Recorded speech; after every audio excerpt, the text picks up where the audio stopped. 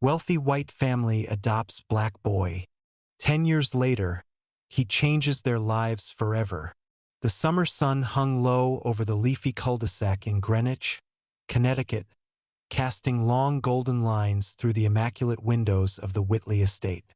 The scent of freshly cut grass lingered in the air, and the quiet hum of wealth, polished gates, imported cars, clipped hedges, wrapped the neighborhood like a velvet rope, barring the world outside.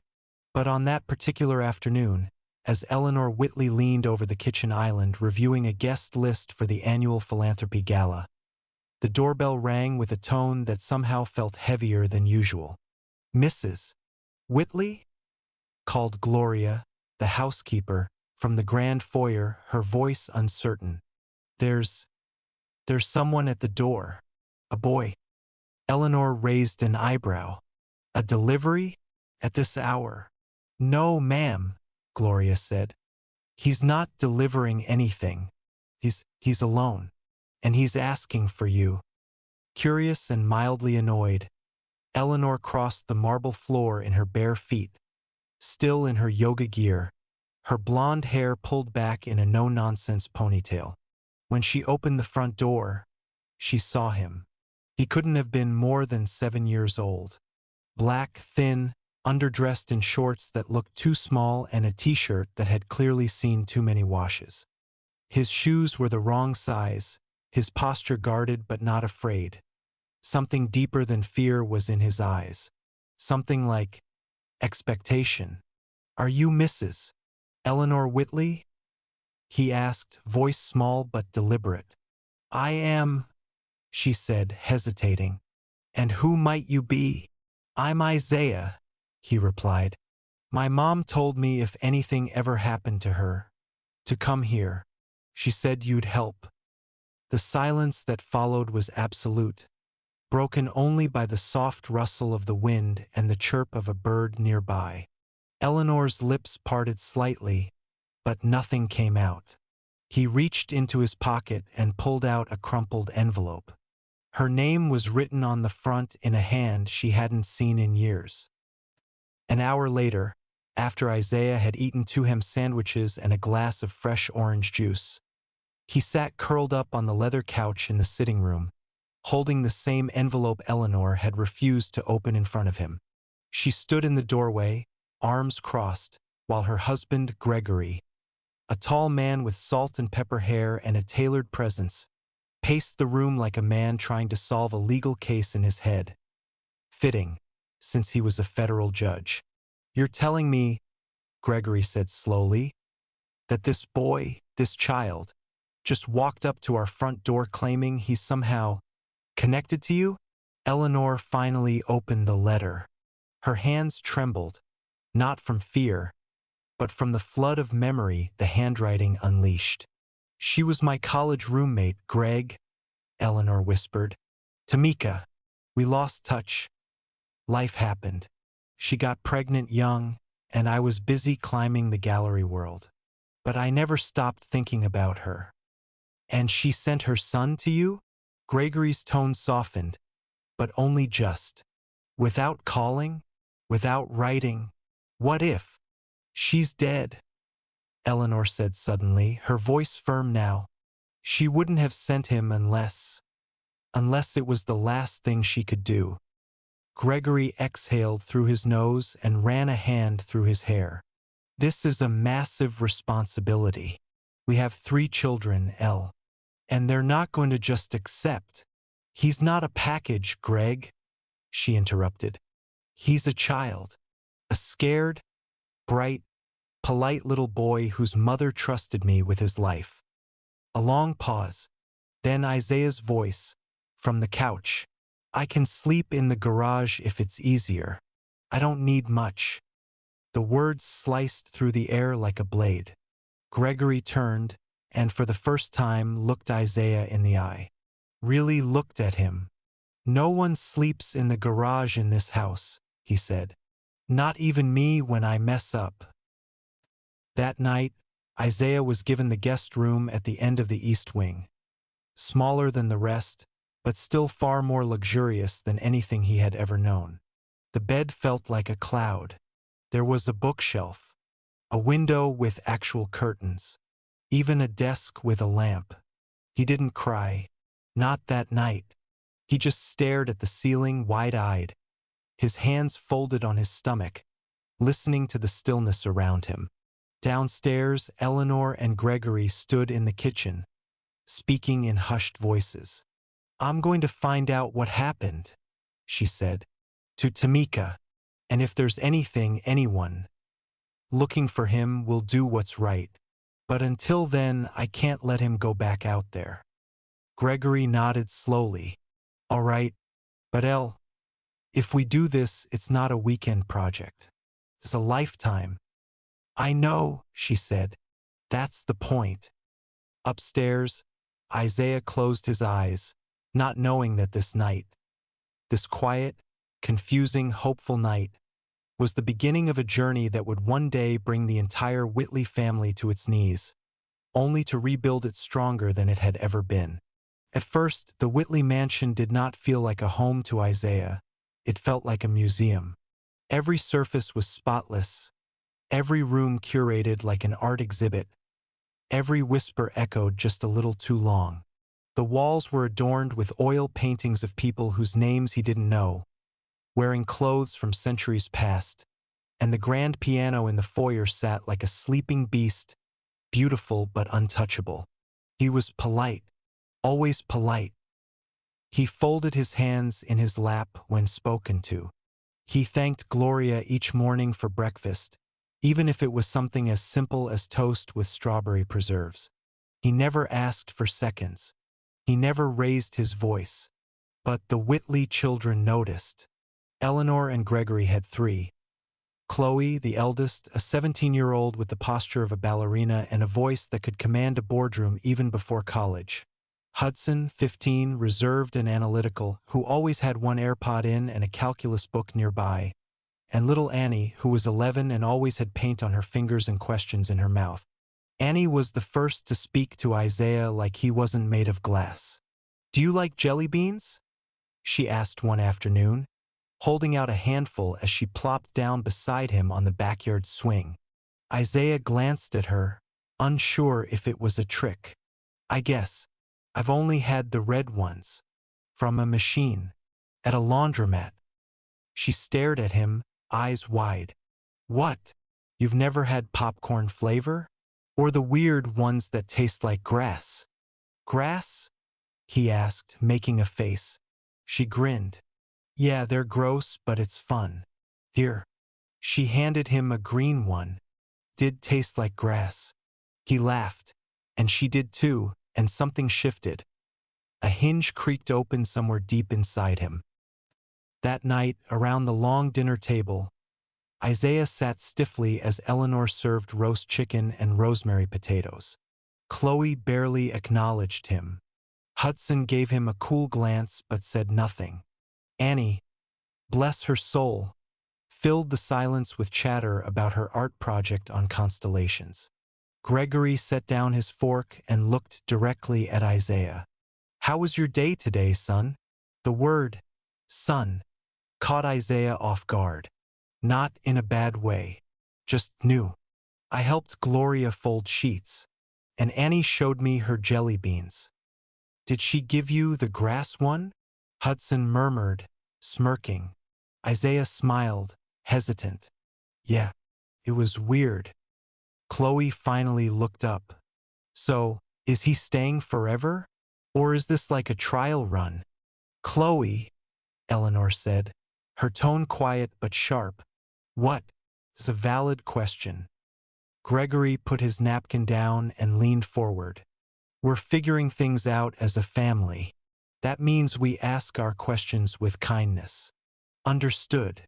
Chloe rolled her eyes but didn't reply. Isaiah stared at his plate, his appetite now gone.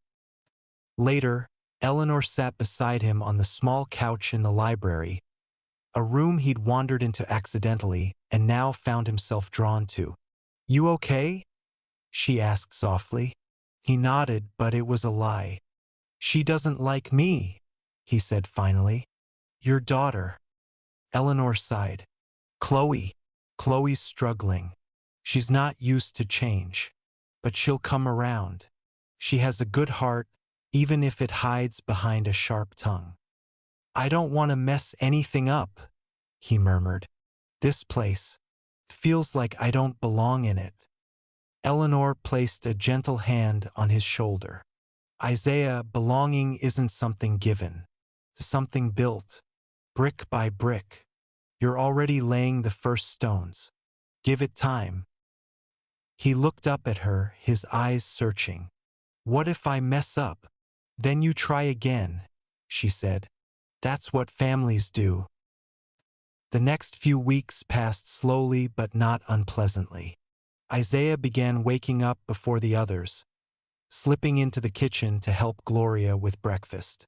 He set the table, learned to make scrambled eggs the Whitley way, and even mastered folding the napkins into tiny crowns. He discovered the small pond out back, where ducks nested near the reeds, and sometimes sat there sketching them with a stubby pencil Annie had given him. Hudson started offering him cryptic puzzles from his books, brain teasers, and Isaiah, surprisingly, solved them faster than expected. One evening, Gregory found him in the den, reading a thick biography of Frederick Douglass. You like history? Gregory asked, sitting in the armchair across from him. Isaiah looked up, shrugging. I didn't used to, but I liked the way he spoke, the way he knew who he was, even when nobody else did. Gregory nodded, his voice thoughtful. That's a kind of power few people ever find. Isaiah closed the book gently. I think I'd like to find it too. But as the Whitleys began to soften around the idea of Isaiah, the world outside didn't. One Saturday morning, as Eleanor drove him and Annie to a children's bookstore across town, they stopped at a coffee shop. As Eleanor ordered, a woman in line beside them leaned toward Isaiah, frowning. Is she your tutor? She asked, in a tone that carried more weight than the words. Annie, oblivious, tugged on Isaiah's sleeve to look at a cup of whipped cream. Isaiah didn't answer. He didn't have one. Later, when they returned to the car, Eleanor sat behind the wheel for a long moment, hands clenched on the steering wheel. Then she turned to him, her voice calm but fierce. You never have to explain yourself to strangers, Isaiah. Not ever. This is your family now. And that's the only answer you need. Isaiah nodded, but the truth was he still didn't feel it. Not quite. Not yet. Time passed the way it often does in quiet suburbs, measured not by seasons, but by birthdays, school projects, and the slow reshuffling of furniture for no real reason other than change. For Isaiah, life with the Whitleys evolved into something like normalcy, though he never let himself relax entirely. He always kept a mental list of things not to do, ways not to talk, subjects to avoid. By the time his 8th birthday arrived, his first celebrated with a cake he didn't have to imagine, the family had begun referring to him as ours, in the same casual tone used for summer homes or Labradors. It wasn't cruel, just comfortable. And yet, a part of him couldn't help but wonder. If comfort could be so easily spoken, could it be just as easily withdrawn? One late October morning, everything began to shift. Eleanor had hired a private investigator. She hadn't told Isaiah. She wasn't ready to open wounds he might not even know he carried. But she needed answers. She needed to know what had really happened to Tamika. All she'd had was a letter and a return address that led nowhere. But the investigator had found something. A name. A man. A man who claimed to be Isaiah's biological father. Gregory was furious. You had no right to look into this without talking to me first, he said, pacing their bedroom like a lion in a silk robe. Eleanor stood by the window, arms folded. I had to know, Greg.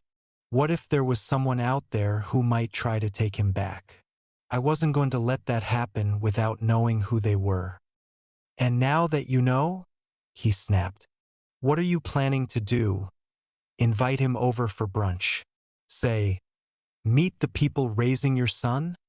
I don't know what I'm planning, she said, quieter now. But if Isaiah has a father out there, doesn't he deserve the truth? Gregory rubbed his temples, exhaling sharply. Sometimes the truth does more harm than good. The meeting happened in a coffee shop in Queens. Eleanor went alone. The man was tall, younger than she'd expected, dressed in a pressed polo and jeans that tried too hard. His name was Darius. He was polite, articulate, and entirely unprepared to be a father. I didn't even know he existed, he said, hands wrapped around a paper cup. Tamika and it was a thing, a summer. Then she moved. She never told me. She gave him my name, Eleanor replied, voice careful. Told him to come to me if anything happened. He looked up, guilt flashing across his face. Is he okay? He's more than okay, she said. He's brilliant. He's thoughtful. He's trying so hard to belong. Darius hesitated. I'm not looking to take him away. I just want to meet him. Maybe talk. Maybe be someone. When Eleanor told Isaiah later that week, she watched his expression go from curiosity to confusion to something she couldn't quite place. Fear, maybe. Or doubt. So he's real? Isaiah asked. My dad. Yes, she said gently. Would you like to meet him? I don't know, Isaiah replied after a long pause. Does he even want me? He says he does. But it's up to you. No pressure. Just choice. Isaiah nodded slowly, but he didn't sleep that night. He stayed up, curled in the soft window seat of his room, watching the stars as they flickered like Morse code. The next morning, he agreed. They met in Central Park. Isaiah wore a collared shirt and khakis, his curls combed neatly, shoes polished. He looked more like Gregory than Darius. But the man greeted him with a quiet, unsure smile. You look just like your mom, Darius said. Isaiah said nothing for a long time. Then, why didn't you come for me? I didn't know about you, Darius replied. But I'm here now, if you'll have me. They talked for nearly an hour. About books, about school, about how Isaiah liked to sketch ducks. Darius offered to call again, maybe right. Isaiah nodded, but his smile never quite reached his eyes. When he returned to the Whitley house, Chloe was waiting on the stairs. So? She asked. How was it? Fine, he said. But that night he said something else, to Eleanor quietly, as she tucked him in like she hadn't done since he was 8. I don't want to be half someone anymore. I don't want to wonder where I came from. I want to know who I am now. But no one, not Eleanor, not Gregory, not even Isaiah, could predict what would happen next. Because something had begun to stir in Chloe. A suspicion. A discovery. One that would threaten to tear apart the careful balance they'd built. And this time, Isaiah would not be the one needing saving. He would be the one doing the saving. Chloe never meant to snoop. At least, that's what she told herself when she found the folder hidden in the drawer of her mother's desk. Unmarked, thick, bulging slightly with papers that had been smoothed out too many times. The night she found it, she wasn't even looking for anything in particular. Just a charger. Just a notebook. But what she saw made her heart thump in her ears. Inside the folder were printouts from a private investigator, old addresses, court records, medical reports, and, most surprising of all, a letter written in her mother's hand but never sent. Addressed to Isaiah. Isaiah, if you're reading this, it means I never told you everything I should have. Chloe sat down, the page trembling in her hands. I didn't adopt you out of guilt. I adopted you because I remembered the way your mother laughed at 2 a.m. In the dorm kitchen, how she defended me once when no one else did. I adopted you because I wanted to give you a life you deserved. But I should have told you about your father sooner. I should have trusted you to carry your own truth. The letter ended without a signature. Chloe's stomach twisted with something sharp. She realized in that moment that all this time she had been measuring Isaiah's presence in their family against some invisible standard of fairness. That she'd been silently asking herself, what did he take from me? But now, reading her mother's words, all she could think was, what did we take from him? She confronted Eleanor the next morning, standing by the kitchen island while the house was still quiet. You were going to tell him eventually? Chloe asked, holding up the letter. Eleanor, halfway through slicing an orange, froze.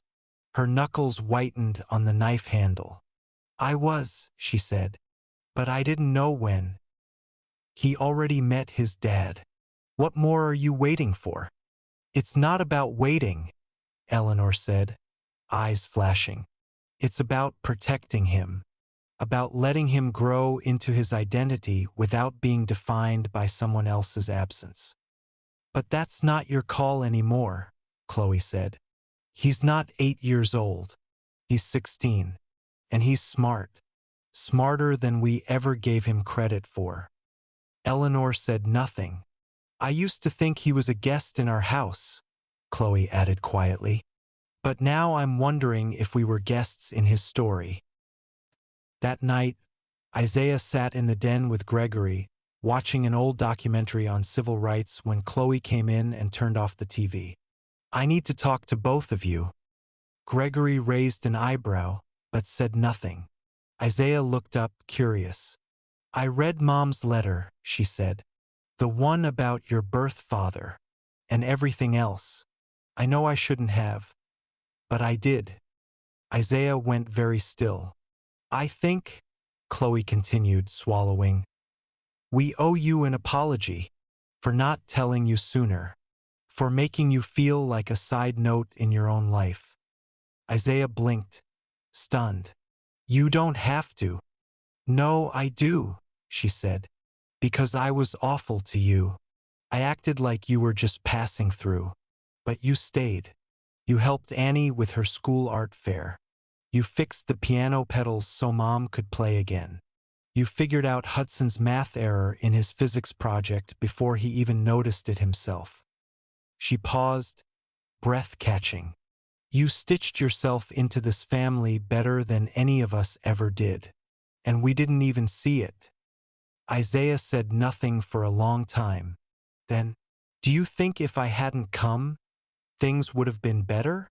No, Gregory said, voice firm. Not even close.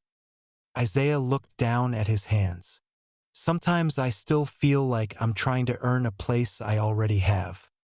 Chloe stepped forward. Then stop trying. It's yours. It's always been yours. Later that week, Isaiah asked Eleanor to take him back to Queens. I want to see him again, he said.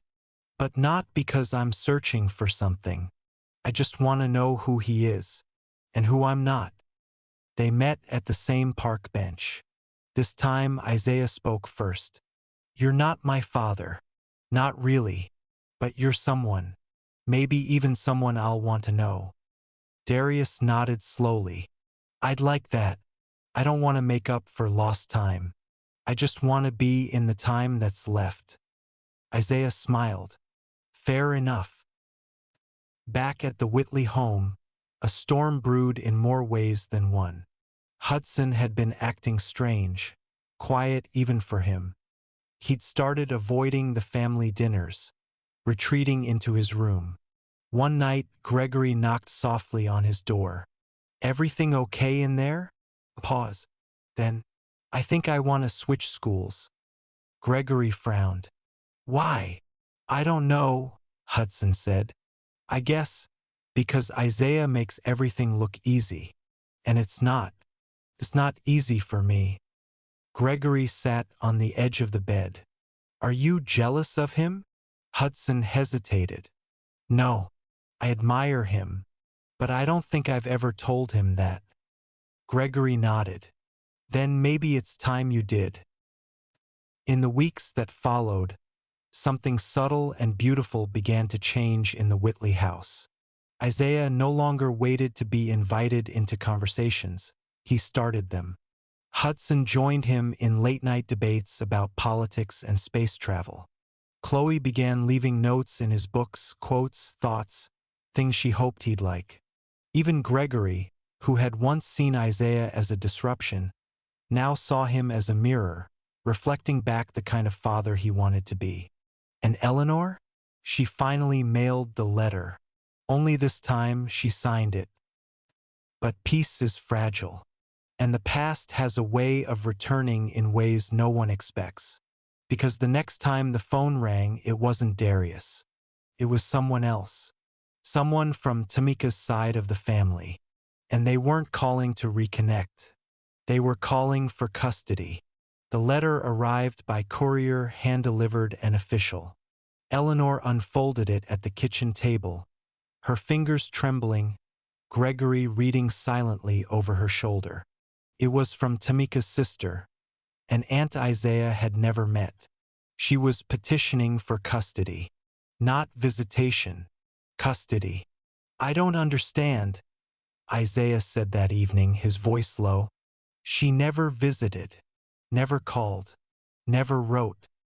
She says you're blood, Gregory replied, setting the letter down. And in the eyes of the court, that matters. Isaiah stared at the paper. Blood. As if that was all it took. They hired a lawyer. A good one. But so did the aunt. For the first time, the Whitleys had to imagine life without Isaiah in it. Eleanor barely ate. Gregory snapped at colleagues. Chloe stayed home from college interviews to sit with him.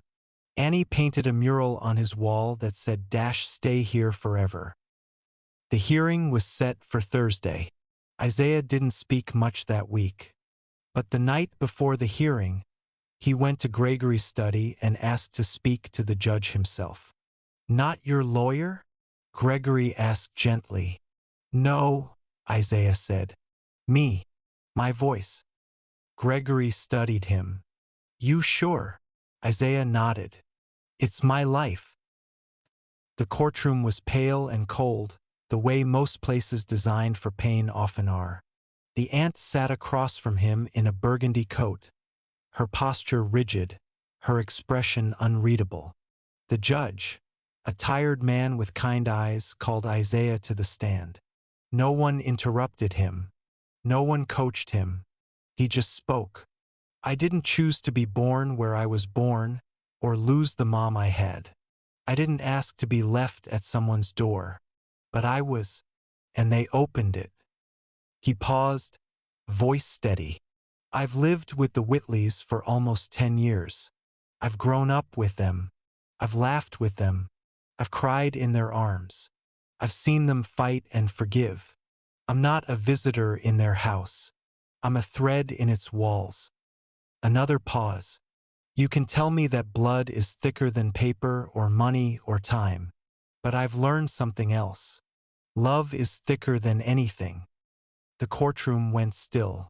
Even the aunt lowered her eyes. The judge deliberated. When he returned, his voice was soft but final. In the interest of the child's stability, emotional security, and expressed wishes, the court denies the custody request. Legal guardianship remains with the Whitley family. Eleanor cried into Gregory's jacket. Chloe squeezed Isaiah's hand so tightly it hurt, and he didn't let go. Years passed. Isaiah graduated with honors. He gave a speech that left teachers in tears. He went on to study architecture, fascinated with how spaces hold people together. The Whitleys, they became not just his family, but his story. The boy who once arrived with a wrinkled letter and a guarded heart was now a man shaping the world around him. One wall, one room, one home at a time. And every time someone asked, "Where are you from?" he smiled and said, From the place that chose me back.